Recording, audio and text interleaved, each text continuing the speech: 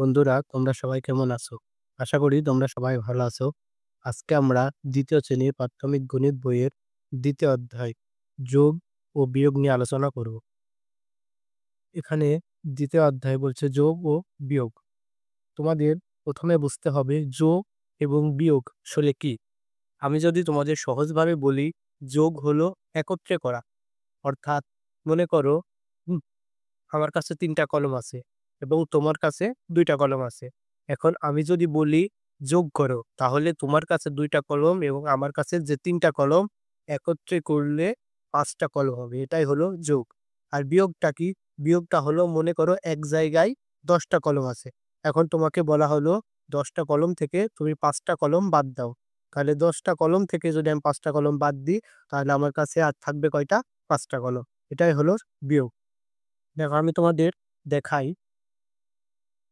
এখানে দেখো, এখানে কলম আছে ৩টা, এখানে ৩টা কলম এবং এখানে আমার ২টা কলম আছে।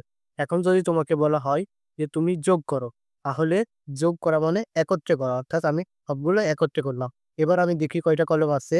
১, ২, ৩, ৪, ৫ অর্থাৎ ৫টা কলম। আমার এখানে ৩টা ছিল, এখানে ২টা ছিল।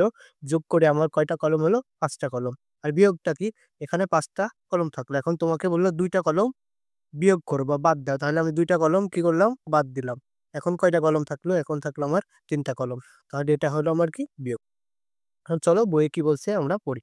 বলছে রাফির ৪৩ টি কার্ড আছে, তুলির ৩২ টি কার্ড আছে। রাফির আছে ৪৩ টি, তুলির আছে কত? ৩২ টি। দুজনে কার্ড একত্রে করলে কতগুলো কার্ড হবে? দেখো এখানে আমি তোমাদের রাফির আছে কতটি? রাফির আছে হচ্ছে ৪৩ টি। আর তুলির আছে কতটি? তুলির আছে হচ্ছে ৩২ টি। এখন বলছে যে দুজনের মোট কার্ড কতটি আছে? তার মানে আমার মোট যখন বলছে তার মানে একত্রে করতে হবে। তাহলে এটাও করতে হবে আমার কি? যোগ। যোগ করার নিয়ম কি? তোমরা পরবর্তীতে আরো বিস্তারিত জানতে পারবে। এখন আমি যেটা বলছি সেভাবে তোমরা মনোযোগ সহকারে দেখো। সবসময় আমার বাম পাশের অঙ্ক থেকে, এই যে এই বাম পাশের এদিকের অঙ্ক থেকে আমার কি করতে হবে? যোগ শুরু করতে হবে। এই যে এদিকের অঙ্ক থেকে সবসময় এটা মনে রাখবে। তাহলে ৩ এর সাথে যদি আমরা ২ যোগ করি কত হয় দেখো। আঙুলে দেখো ১, ২, ৩। এই হচ্ছে ৩। এই ৩ এর সাথে যদি আমরা আরো ২ যোগ করি ১, ২, তাহলে কত হবে দেখো। ১, ২, ৩, ৪, ৫। তাহলে আমার হবে কত? ৫। তাহলে এখানে আমি লিখব ৫। এই যে ৫। এবার ৪ এর সাথে যদি ৩ যোগ করি কত হবে? ৭ হবে। কিভাবে? ১, ২, ৩, ৪। এই যে ৪। এই ৪ এর সাথে আবার কত যোগ করব? ৩ যোগ করব। তাহলে আবার ৩ যোগ করি। ১, ২, ৩। কত হলো? মোট হলো ৭। ১, ২, ৩, ৪, ৫, ৬, ৭। এই হলো ৭। তাহলে এখানে হলো আমার ৭। মোট কতটি কার্ড হলো? মোট কার্ড হলো আমার ৭৫ টি। এখানে এই যে রাফির ৪৩ টি কার্ড এবং তুলির ৩২ টি কার্ড। বলছে কিভাবে একত্রে করা যায়? একত্রে করলে কি কার্ডের সংখ্যা বেশি হতে পারে? অবশ্যই একত্রে করলে কার্ডের সংখ্যা কি হবে? বেশি হবে। কারণ দুজনের কার্ড আমরা একত্রে করছি, যোগ করছি। এখানে গাণিতিক বাক্যে প্রকাশ করা হলো বলে ৪৩ যোগ ৩২ দিয়েছে।